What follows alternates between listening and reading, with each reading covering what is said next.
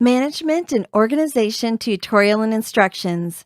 Management and organization are the next section of the business plan. The first subsection here details management.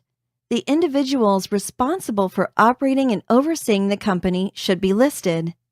The next subsection is organization. Here, the template supplies an organizational chart. The chart is in the form of a smart art graphic which shows the organizational structure of the company. Here, the names and titles of the individuals who will be running the company should be detailed. Other employees, contractors, board members, etc. can be inserted into the organizational chart.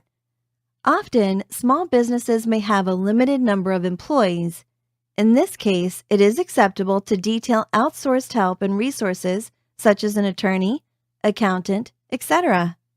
It is important to identify any and all required personnel to run the company. If the specific individuals needed have not yet been identified, entering TBA, to be determined, is an option.